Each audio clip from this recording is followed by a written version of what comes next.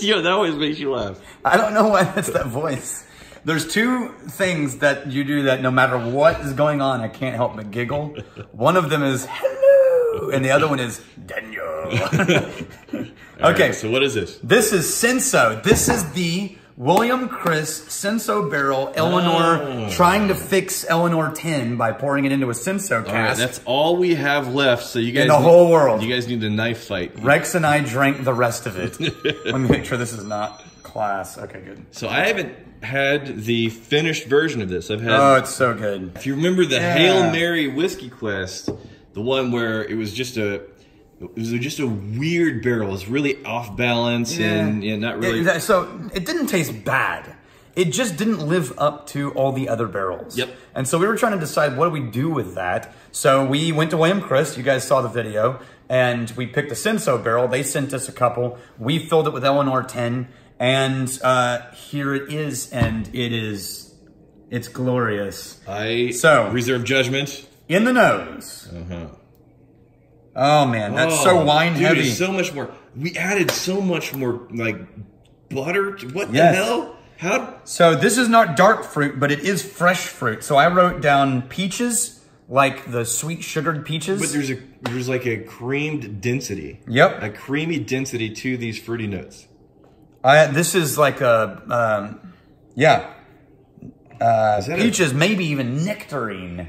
Is that a coffee or a toffee? Slight apricot. Behind it is the dark toffee and butterscotch that was in Eleanor originally. Yeah, the dark toffee and butterscotch. That's still very much there, but you don't get that weird, bitter note. There's kind of a pound cake note. Yeah. Right? Oh. Like an almondy amaretto pound cake. Yeah. Dude, and the color, that redness from the wine came through quite a bit. Now, behind that, there's still that bright corn note. And it is, as a whiskey, it's on the mid to high shiny range. Yep. It's not dark and dense. Well, not entirely. Well, no, I should say, remember mids. Right. So in music, you've got bass, mids, and high trebles. Right. Mids are what make things sound like they're filled out and rich.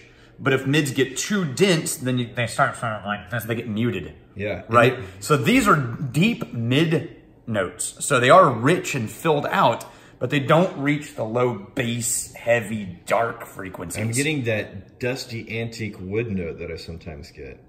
And it's the difference between a dark chocolate and white chocolate, which is not actual chocolate, but you know how white chocolate can still taste densely sweet, but it doesn't have any of the heavy dark notes? Yeah. This is densely sweet and densely floral, but it's all in the high and mids register.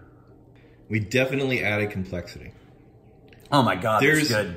Yes, there is this 3/4 of the way through this spike, and probably from the cast strength proof. Yeah, but this spike you just get binged, with the pepper, and then it just melts into this really nice.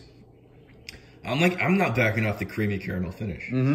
All of those fruity things you said, and then there's like an element of vanilla. Damn, we added complexity. That's exciting. It's very vanilla. Okay, so apparently we can fix cocked up. And it's still a little dry, which reminds me of when we put it in the barrel. Yeah. The aftertaste isn't oily. It's kind of dry. Yeah. Which is actually for this is a really nice touch. Almost like a Chardonnay. So I'm going to be trying to be as objective as possible. If you were to ask me, Rex, is this your most favorite Eleanor you've ever done? It's like, no, it's probably like in the top 5. But the fact it went from dead last to top 5. Yeah, percentage of change is pretty dramatic. Yeah, the thing I'm most excited about is how much we were able to evolve this. Beautiful thing. All right, there's things with the links with the things and the words, so bye.